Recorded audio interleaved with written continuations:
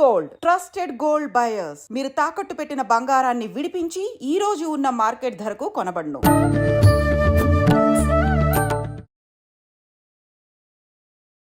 నమస్కారం, welcome to I dream. ధర్మ మార్గం విత్ విజిత కార్యక్రమానికి స్వాగతం. ప్రస్తుతం మనతో పాటు ఉన్నారు ప్రముఖ ఆధ్యాత్మికవేత్త జ్యోతిష పండితులు జేఎస్ శాస్త్రి గారు. ఇప్పుడు వారితో మాట్లాడేద్దాం. నమస్కారం గురుగారు.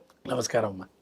గురుగారు, చాలా వరకు మనం వింటూ ఉంటాము, ఏదైనా పూజలు అలాంటివి చేసేటప్పుడు కూడా ప్రత్యేకించి ప్రదోష కాలంలో చేసే పూజలకి ఎక్కువగా ఫలితం ఉంటుంది అని చెప్తూ ఉంటారు.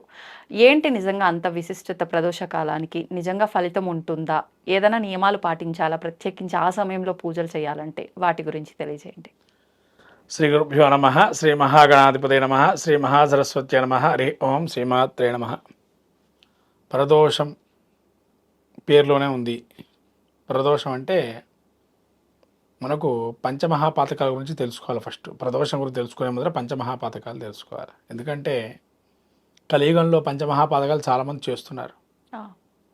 మీరు కూడా వినే ఉంటున్నారు ప్రస్తుత కాలంలో. పంచమహాపాతకాలు అంటే ఏంటంటే ముఖ్యంగా బ్రహ్మహత్య, బ్రాహ్మణ హత్య, స్త్రీ హత్య, భ్రూణ హత్య, గోహత్య. ఇవి జరుగుతూనే ఉన్నాయి వాళ్ళ కాలంలో. ఇవి ఎవరి ఆపే పరిస్థితిలో లేమి ఇవాళ. ఎందుకంటే అలా తయారైపోయింది పరిస్థితి. మరి ఇవి ఎప్పుడు ఆపితేనే అప్పుడు మనకు దోషాలు అనేవి ఉండవు. అప్పుడు ఈ ప్రదోషం అనే పేరు కూడా పక్కన పెట్టేయచ్చు.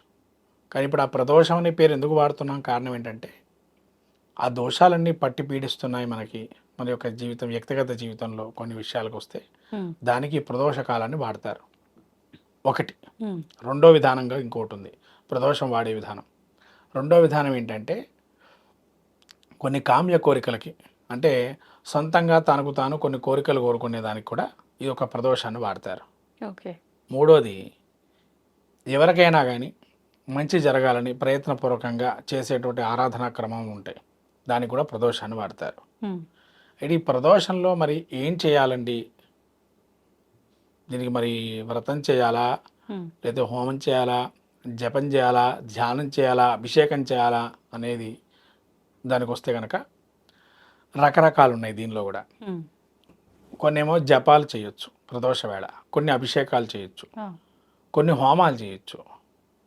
ఏమేంటివంటే ఉగ్రదేవత ఆరాధన చేసేటువంటి వారు కొంతమంది ఉంటారు, వాళ్ళు హోమాలు చేసుకునే ప్రయత్నం చేస్తారు. దానికి ప్రదోషానికి పూర్వమే ప్రారంభం చేస్తారు. ఈ ప్రదోషం అనేది ఎప్పుడు అంటే సూర్యాస్తమయం నుంచి దగ్గరగా అక్కడి నుంచి మొదలు పెట్టుకుంటే మళ్ళీ చంద్రోదయం అయ్యే లోపల, ఈ సమయంలో ముఖ్యంగా చెప్పాలంటే బ్రాహ్మణ వర్ణంలో ఉండేటువంటి వారు సంధ్యావందనానికి అర్హమైన కాలం. అంటే అక్కడ మన సూర్యాస్తమయం అయ్యే టైం కల్లా వీళ్ళు అస్తమించేటువంటి సూర్యుడికి అర్ఘ్యప్రదానం వదలాలి. అర్ఘ్యప్రదానం ఎప్పుడైతే వదులుతారో అక్కడి నుంచి ఈ ప్రదోష సమయం అంతా గాయత్రి జపం చేసుకోవడానికి అర్హమైన కాలం. అలా జపం చేసుకునేట్లయితే ఈ కాలాన్ని ప్రదోషంగా మనం చెప్పుకోవచ్చు. తర్వాత కాలంలో కొన్ని సాంప్రదాయాలు మారాయి. ప్రదోషంలో శివుడికి అభిషేకం చేసుకోవటం అనేది మనకు చెప్పబడింది. ఎందుకంటే శంకరుడు ఆనందంగా తాండవం వేస్తూ ఉంటారు. ఈ ఆనందంలో ఏదైనా కూడా మనకి వెంటనే వరాన్ని ఇస్తారని చెప్పి చెప్పబడుతుంది. కాబట్టి ఆ శంకరుడు ఆనందంలో ఉంటాడు కాబట్టి వెంటనే మనకు ఏదైనా కూడా చిన్ముద్రతోని ఆ స్వామి అనుగ్రహం కలుగుతుందని ప్రదోషంలో అభిషేకం చేసుకుంటారు ఆ కైలాసంలో స్వామివారికి. ఇంకో విషయం, నందికి అభిషేకం చేయడం మొదలుపెట్టారు ఈ మధ్యకాలంలో.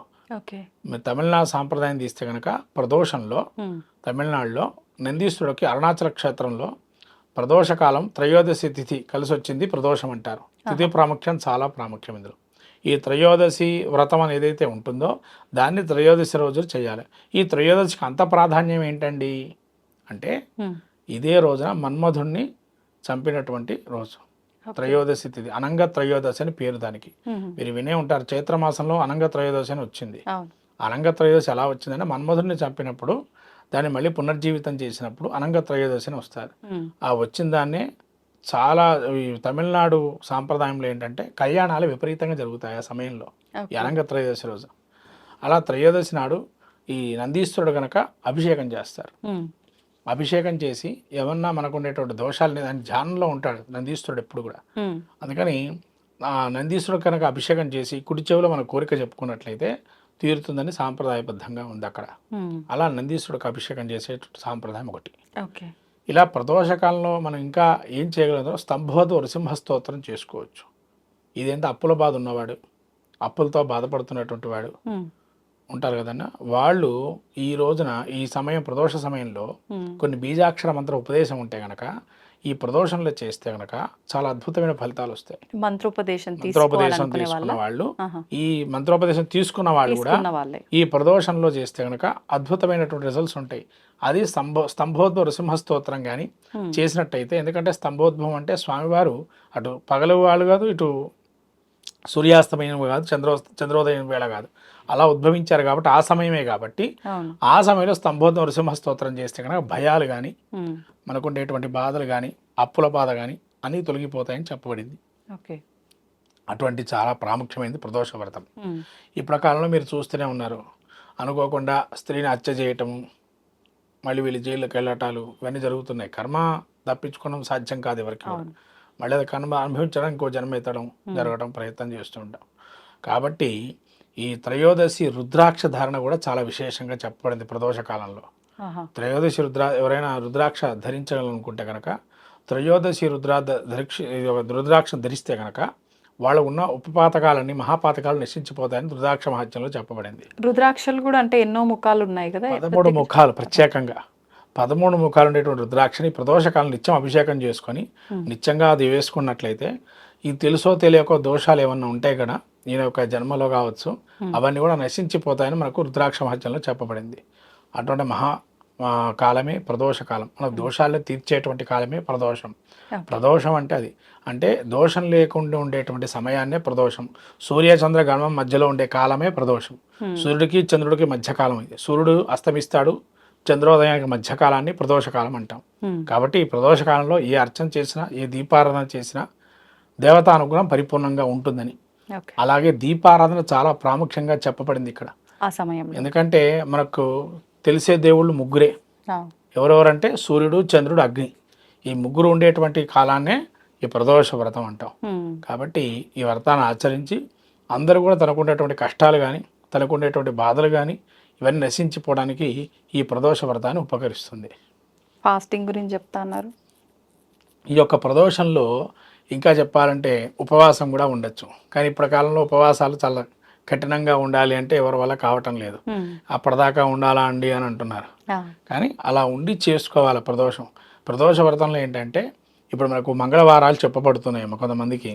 ఈ దోషాలు ఉండే ఆదివారాలు, కొంతమంది రాహుకేతుల దోషాలని, తర్వాత ఉపవాసాలు తీసుకొని శివుడికి కానీ విష్ణుమూర్తికి కానీ ఇలా శివుడికి ఉపవాసాలు తీసుకునేటువంటి వారు సాయంకాలం అభిషేకం చేసుకునేదాకా ఉపవాసంగా ఉండాలి. అంటే ప్రదోష అభిషేకం చేసేదాకా ఉపవాసం ఉండి చేయాలి. ఎందుకంటే అన్నం తీసుకోకుండానే అభిషేకం చేసుకోవాలి. అన్నం తింటే అభిషేకం పనికిరాదు. ఎప్పుడైనా సరే, ఎప్పుడైనా కానీ అన్నం తింటే అభిషేకం పనికిరాదు. ఏ అభిషేకమైనా ఎవరికి చేసిన ఎవరైనా కానీ ఎవరైనా బ్రాహ్మడు కూడా అభిషేకానికి పనికిరాదు అన్నం తింటే కనుక. అభిషేకం అన్నం తినకముందరే అభిషేకం చేసుకోవాలి. అన్నం తింటే ఇంకా అది నువ్వు అభిషేకం చేసినా ఫలితం ఉండదు. కాబట్టి ప్రధానంగా తెలుసుకోవాల్సిన ఏమేంటంటే ప్రదోషం అభిషేకం చేసుకునేటువంటి వారు ఎవరైనా కానీ ఉపవాస దీక్ష కంపల్సరీ ఉండాలి, ఖచ్చితంగా పాటించాలి. పాటించకుండా ఉంటే మాత్రం ఆ వ్రతం యొక్క మహత్యం కలగదు. అందులో ప్రదోషం ప్రతినిత్యం చేసేటువంటి వారు కూడా ఉంటారు. ఒక త్రయోదశి తిథి రోజే కాకుండా ప్రతిరోజు చేసుకునేటువంటి వారు కూడా ఏకపూట భోజనం అంటే ఏకభోక్తం అంటే రాత్రి అభిషేకం కాగానే భోజనం చేయాలి.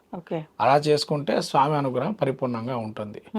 అంతే తప్ప ఏదో మనం చేసుకోవాలా ప్రదోషం చేసుకోవాలని కాదు. అలా చేస్తేనే ఫలితం ఉంటుంది. ఇంకా శనివారం శని త్రయోదశి రోజు కనుక సాయంత్రం అంతా మనకు త్రయోదశి తిథి ఉంటే కనుక శనికి కూడా అభిషేకం చేసుకోవచ్చు. ఈ త్రయోదశి శనివారం కలిసి వచ్చేటువంటి రోజులు ఉంటాయి కదా, శనివారం త్రయోదశి సాయంత్రం వేళ ఉంటే కూడా శివుడికి లాగానే రుద్రాభిషేకం చేసుకుంటే శనీశ్వరుడికి చాలా విశేషంగా యోగప్రదంగా ఉంటుంది. ఇంకా చెప్పాలంటే కాలభైరవుడి యొక్క స్వరూపాన్ని మనం లింగాకారంలో ప్రవేశింపజేసి అంటే ధ్యాన శ్లోకాలతో చెప్పి లింగాకారాన్ని కాలభైరవ స్వరూపం కూడా ఆరాధన చేస్తే కూడా మనకుంటే శని బాధలు నశించిపోతాయి. కాలభైరవ అనుగ్రహం కలుగుతుంది, శివుడు అనుగ్రహం కలుగుతుంది. ఇది ప్రదోషంలో ఇన్ని రకాలుగా పూజలు, హోమాలు, ధ్యానాలు, అభిషేకాదులు చేసుకోవడం వల్ల మనకుండేటువంటి పంచమహాపాతకాలు తెలుసో తెలియకో దూషణ చేస్తాం బ్రాహ్మణ్ణి, అట్లనే బ్రహ్మని దూషణ చేస్తాం. అంటే విద్య వ్యాపకంగా ఉంటాడు. ఇప్పుడు కొంతమంది స్వామీజీలు తిడుతూ ఉంటారన్నమా, తెలుసో తెలియక, ఎందుకంటే అది కూడా ఒక దోషం కిందనే. కాబట్టి ఆ తెలుసో తెలియకో కొంతమంది స్త్రీలను తిట్టడము, గోవుని మనం భయపెట్టడం లాంటిది, తర్వాత చిన్నపిల్లగా స్త్రీలు మన యొక్క చిన్నపిల్లగా పుట్టి చనిపోవటం, లేదైనా ఈ ఆడపిల్ల పుట్టిందనో, లేదా ఇదివరకు కాలంలో ఎక్కువగా ఉండేవి, ఇప్పుడైతే తక్కువగా ఉన్నాయి. ఈ చిన్నపిల్లల్ని వదిలేసేయటం పుట్టంగానే, అలాంటి తెలుసో తెలియక దోషాలు అనేకం చేస్తున్నారు.